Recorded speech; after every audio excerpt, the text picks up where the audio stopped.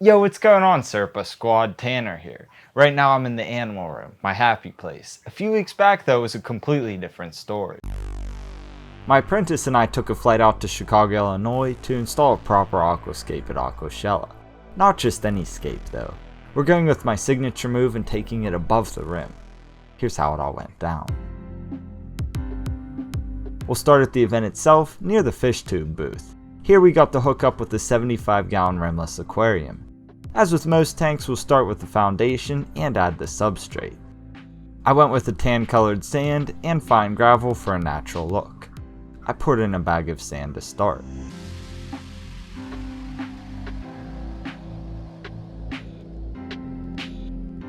To make the scape happen, we needed the perfect hardscape materials. While in the Chicago area, there's no better spot for it than at SR Aquaristic.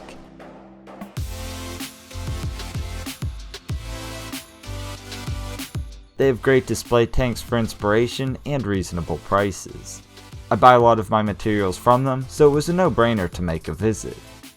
We went around and selected elements that fit my vision. We also took it to the Scape Dojo to make a mock layout.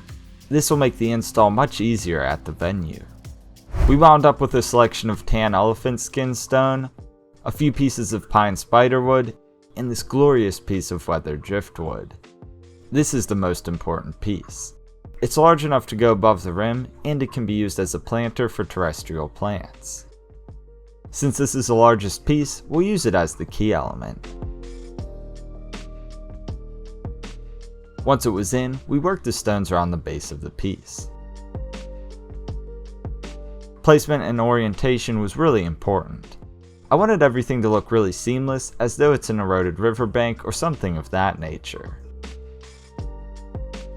To break up the monotony of the giant piece, we have the pine spiderwood. I fit them into crevices so that they stay put without any adhesives.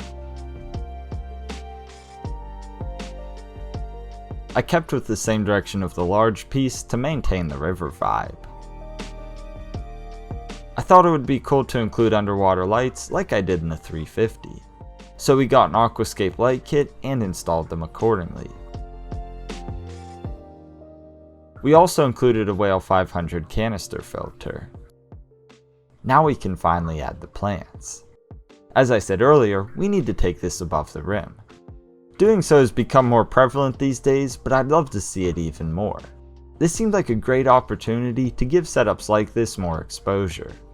I chose a selection of plants that will thrive in this type of environment. I removed the substrate from their roots. I was able to get rid of the bulk by hand, while the remaining bits were addressed with water. To create a planting pocket of sorts, I'll use filter fiber. I stuffed it into the back of the tank between the glass and the wood. It fits tight and creates a raised area for the plants. I placed the large background plants first. I situated them in a way where the roots are suspended in the water, while the rest of the plant will be above the water line.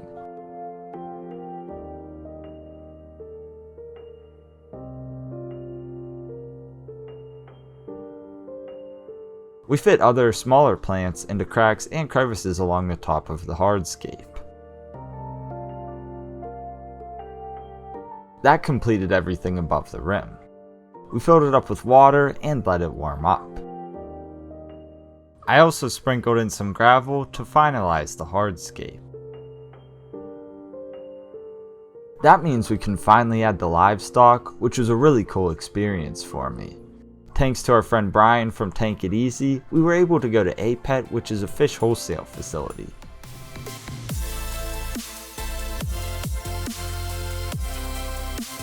It was awesome to see what happens before our aquatic friends make it to the fish store. Needless to say, I felt like a kid in a candy store. I even got to catch my own fish, which was a lot of fun.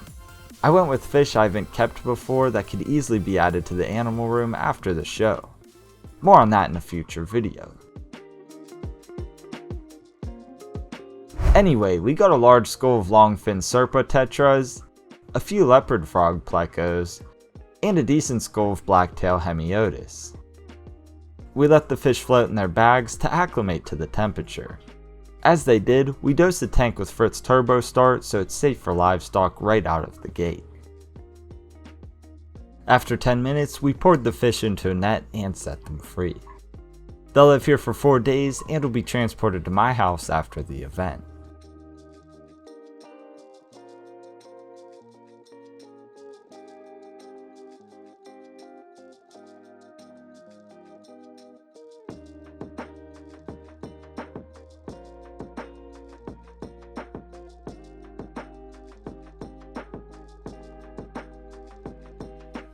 Anyway, I went on to add an array of aquatic plants for additional texture. I planted them all close to the hardscape to soften the edges.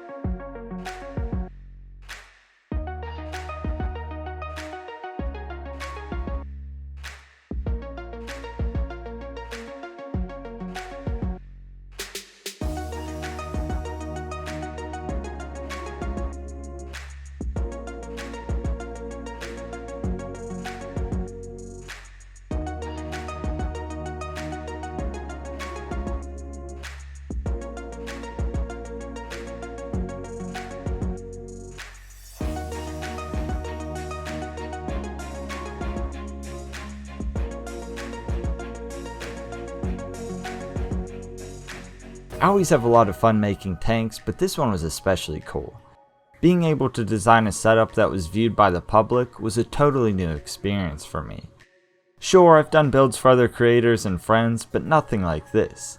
Everyone who made it to Aquashella was able to enjoy the tank in person, and I'm very grateful I had the opportunity to do so. My hope was to make something unique that represents a different side of the hobby. Plants are growing out of the top, the feel of the tank is dark and dramatic, and it was a nice way to showcase the fish. In my opinion, it's just a more natural approach to making a tank that I'd love to see more of. I hope that those of you who got to see it in person really enjoyed it. What do you think of the result? I'm personally really pleased with how it turned out.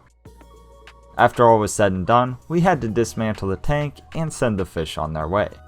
I had them sent to a location nearby, and I'll have them in my possession by the time you see this. I really hope you all enjoyed the video and learned something new. Maybe this inspired you to finally take your tank above the rim. Let me know in the comments if it did. Also, it was great to see so many of you in person. Until next time, Serpa Squad, take care and peace.